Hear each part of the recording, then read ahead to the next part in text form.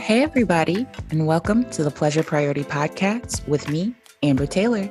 This is the podcast all about how you can have the audacity to put yourself and your pleasure first, which ultimately shapes a life perfect for you.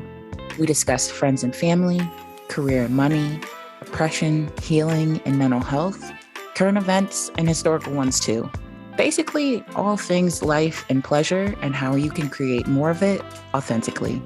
I'm your host, Amber Taylor, and it's my pleasure to talk to you every week. Let's tune in.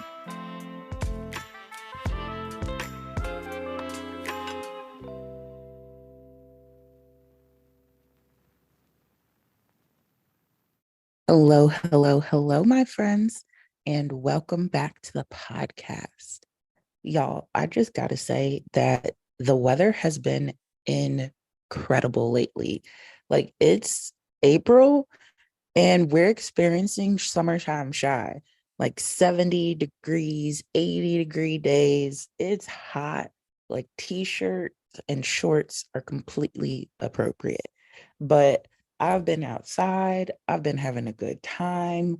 I know that this won't last. Again, it is Chicago in April. It may snow again at this point, but I love to see it and I'm enjoying it now. And I was recently having a conversation with my friend, one of those like just random what would you do type conversations. And we were talking about like if you got offered a trip to Antarctica, like you didn't have to do any of the work or figure it out. Like they had all that you need, um, transportation set up and how to act when you get there, all that's taken care of. But would you go or not?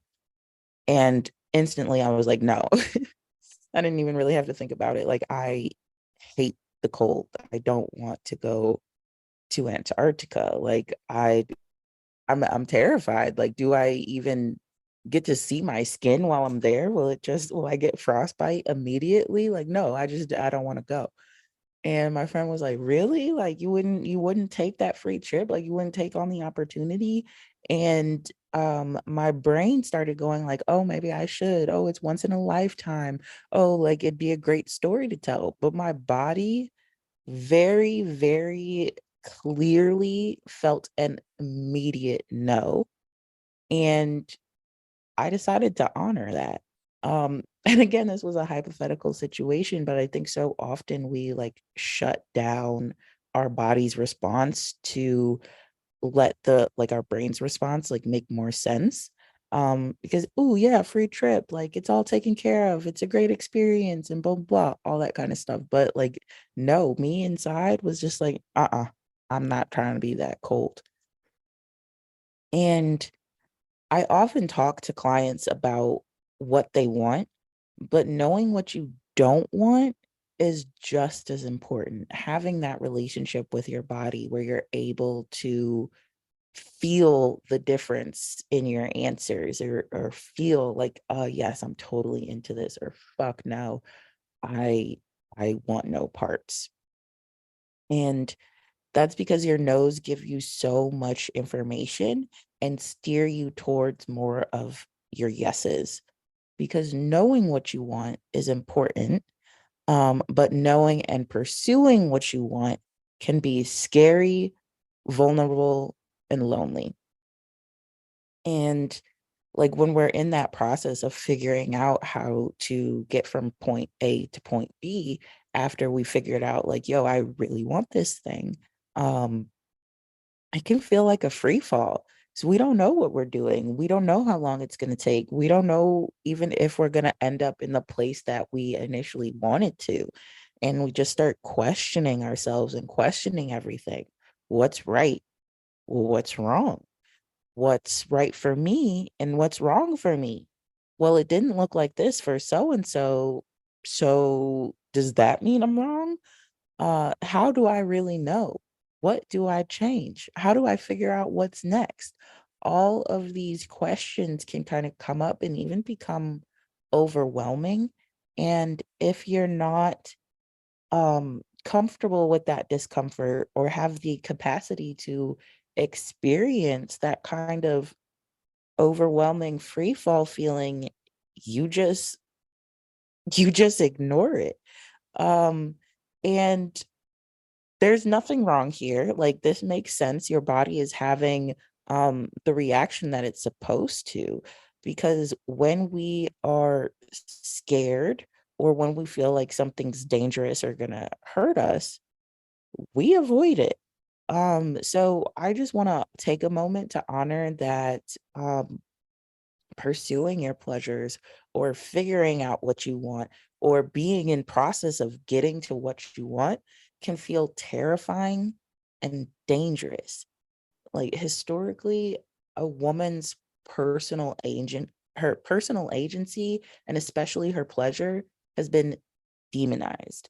um and we can even talk about the pleasure gap and how a woman's anatomy isn't researched or studied nearly as much as a man's. And society basically just gives us these common tropes of like, it's so hard to make women to make women experience pleasure or come or orgasm or anything like that. And oh, well, women are just a mystery.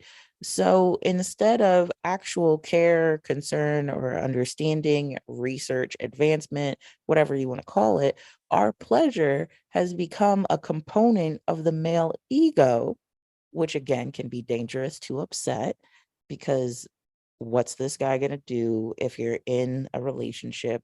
How, like, what does this mean for the dynamic of the relationship? Money, if children are involved, uh like all the things, like it can be dangerous to upset a man's ego or his opinion of himself, so we end up faking our pleasure for their pleasure. Like, what? But then even more continued.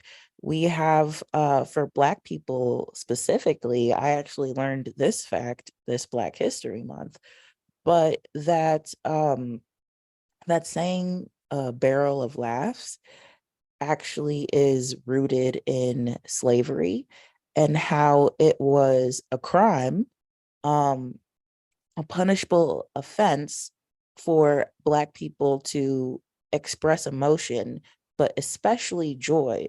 So laughing, smiling, those types of things were not okay. So back in the day, people would run away and literally stick their heads in a barrel to laugh or to smile so that they wouldn't get in trouble for it.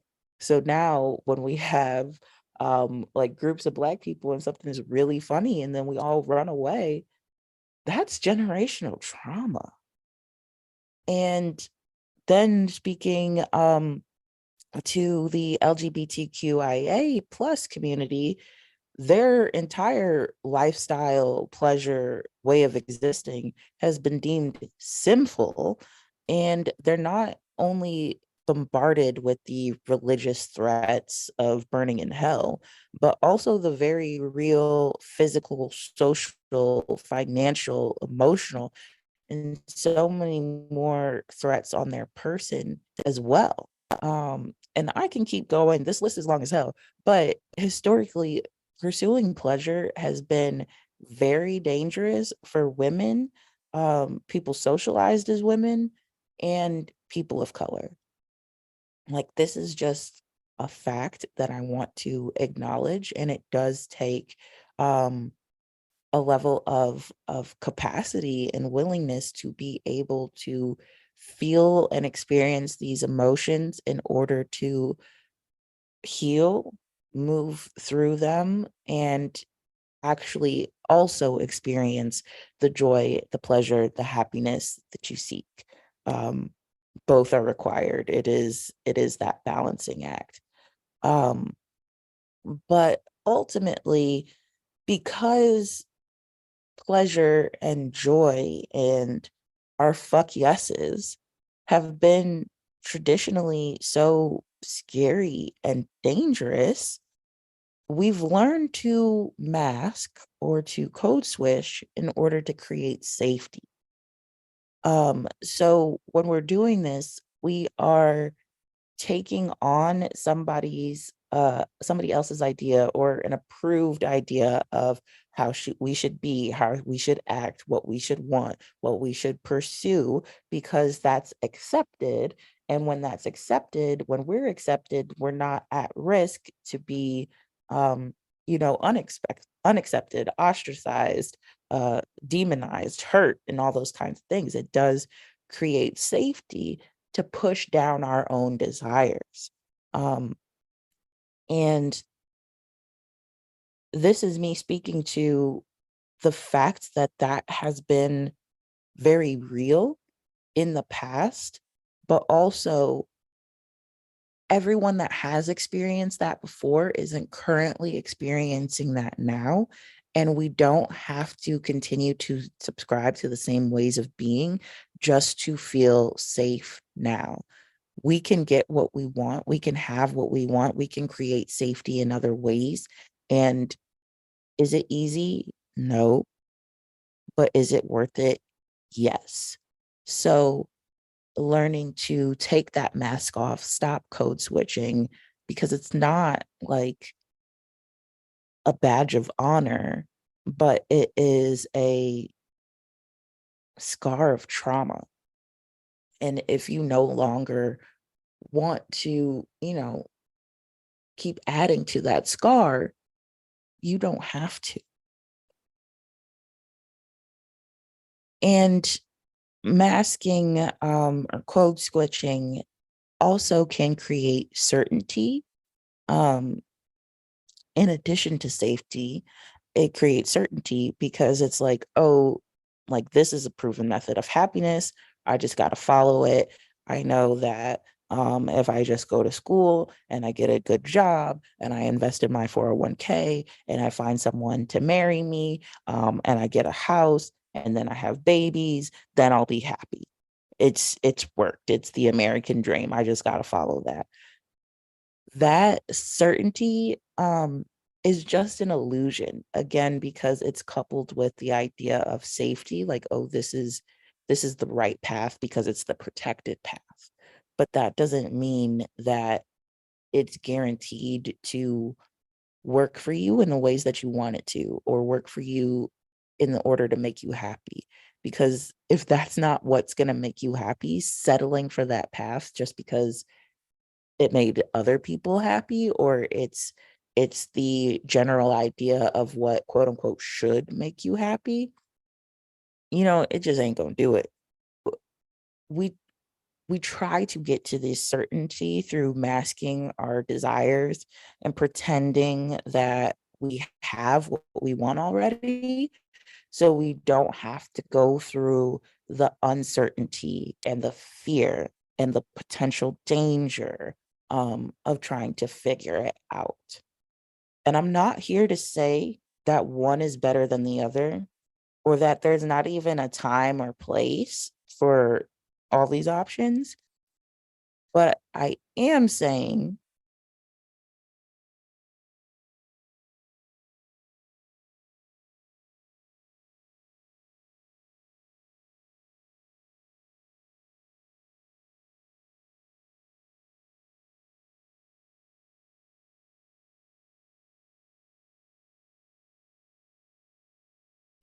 that masking is either going to hollow you out, burn you out, or both. It is not an adequate long-term solution because it's detrimental to you. But then that brings us to the question, like, how do we know what's external noise versus what's right for us?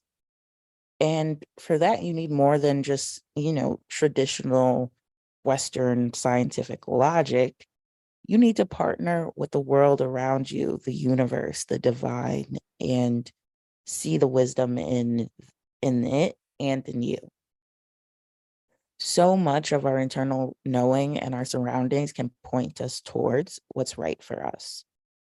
So, as I've kind of alluded to, just trusting your body and trusting what a actual fuck no and a fuck yes feels like inside of you. You can do it with things that you already know that you like or that you don't like. Maybe if it's a certain kind of food or a certain kind of music or even certain people, um, you can be like, oh yeah, I'm about to have some quail eggs. Like in me, I've never even had a quail egg, but I don't want to. So my body's like, ugh, no, it's not a super hard no, but it's definitely not a yes. And then when I'm like, oh, you can have like a fresh smoothie, my body's like, fuck yes, give me that right now. It's gonna be so sweet, so good, so juicy, all the things. So even just working with things that you already know that you like and dislike, and just noticing what sensations come up in your body. So then you can begin to learn and recognize them in other situations as well. Um, there's also a way to test asking questions to get your body's wisdom. But basically, what you do here is stand up straight with your feet on the ground. Just ground yourself in the earth below you. And if you can't stand up, even sitting in your chair, sitting upright to where you have a point of yourself, a part of yourself that's just grounded. And you start with, again, questions that you already know the answer to. So for me, my name is Amber. And since, yeah, that's true, it's a yes. Just noticing your body, what happens with it when you speak truth. Does it sway forward? Does it sway backwards? Does it sway sideways, one side or the other? Does it stay still? And just noticing. Then ask yourself another yes question and see what your body does there.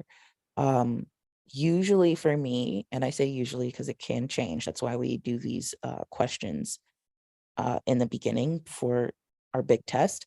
Um, but usually for me, my yeses lean forward. And if it's a strong yes, I lean more forward. Um, or if it's like a weak yes, I kind of just move forward slightly, or sometimes even stay in the same position. So you just want to notice what your body does when you ask it a yes question. And then you're going to want to ask it a no question, like something that's clearly not true and you don't believe. So for me, it's like, I am a white woman.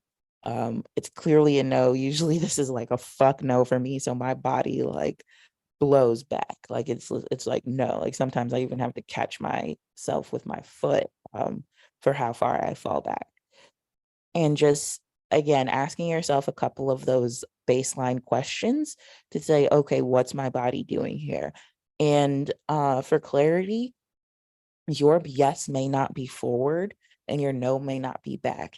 Your yes may be standing still and your no may be a sway to the right, which is why it's so important to ask these baseline questions and just listen to your body as you get the answer.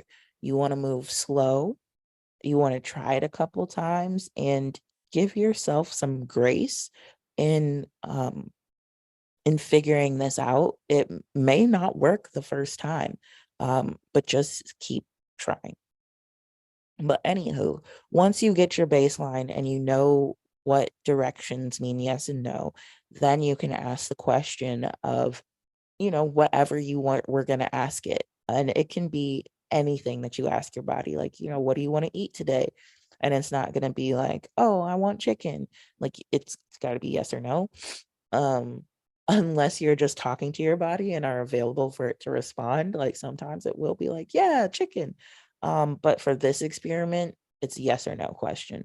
Um, or it could be like big things like uh asking, and okay, I have been saying questions, but these are statements. So you're saying these things as if they're already true, and seeing how your body responds to that truth.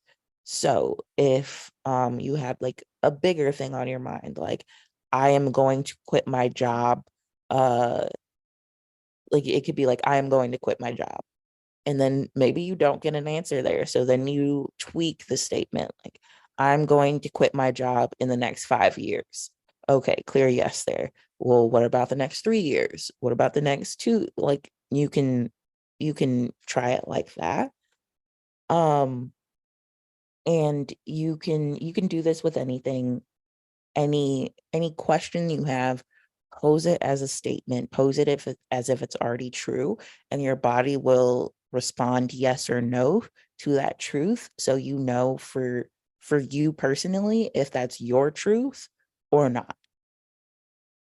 And just another way or practice to follow is allowing yourself to follow what you gravitate towards and allowing yourself to reject what you don't. And honestly, this can be anything. It can be like, I like walking on the right side of the road better than I like walking on the left side or the sidewalk. It can be I like to listen to music in the morning before I even respond to emails or text messages. Instead of being like, no, I need to be professional. I need to respond to everybody first thing. Like, allow yourself to follow what you want to follow. And same thing with rejecting what you really want to reject. Um, and just to say, for clarity's sake, it's okay to change your mind. It's okay to um, gravitate towards something or want to gravitate towards something and decide against it later. It's okay to not gravitate towards something and acknowledge it and still recognize that this is just something that you have to do. But I think even just that acknowledgement of, hey, I don't want to do this, or hey, I don't want to answer my emails now. And even if you give yourself a break, if it's like, I'll do it in 30 minutes, that acknowledgement goes so far for the relationship with your body and the trust that you build with yourself. But anywho, just like an example here, for me personally, like LinkedIn as a platform, as an app, is not something that I gravitate towards to do my life coach marketing in. And that is 100% fine.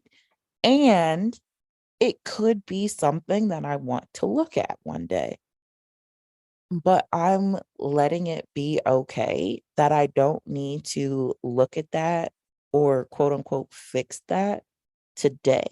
You don't have to be in a rush to work on or fix everything that you think is wrong or that you should be doing or whatever. You can take your time and you can leave things the way they are if you're cool with them being the way that they are. But in the end, clarity comes from adding more of what you do want and subtracting more of what you don't want. So, as always, I want you to pursue your fuck yeses, but I also want you to honor and recognize your fuck nos. And of course, if you need any help doing this, any assistance, support, guidance, or you really just want to know what I would say, how I would coach you in your own personal situation, let's work together. I have my classic 6 month option. And to do that, you just fill the link out in the show notes to set up your consult call, and we can talk about what that entails and what your 6 months journey would look like once we discuss where you're at now and where you want to be. And then I also have my 1 month option, which is the offer that I am totally in love with right now because the results are so astronomical so quickly. But it is 1 month, 30 days of coaching with audio based coaching support 24/7. You can shoot me a message whenever you want, whenever something pops up, whenever something comes up to talk about. Shoot me a message. I respond to that message within 48 hours It's usually pretty quick because I love talking to you and coaching to you so much. My clients are so incredible, and they make incredible big leaps very quickly. So I love to just get back to it. Um, but it also includes 4 one-on-one coaching sessions over Zoom. So we get 60 minutes every week to come in the same place, talk, commune, and have immediate feedback to your questions and points of coaching. And I can walk you through somatic exercise and really feeling your feelings and understanding what's happening in your body. This combination goes so crazy. It is called The Eruption. It's $2,000. No application or consult is required. All you got to do is click the link, fill out your information, and then we hit the ground running. You get some emails immediately, and it'll give you all the information of how to schedule your calls and how to start voice messaging me. So yeah, those are my two favorite offers right now. And if you're interested, you should definitely hire me. I'd love to work with you. But with that, my friends, I will talk to you next week. I hope you have an amazing week and you practice honoring your fuck no's and your fuck yeses.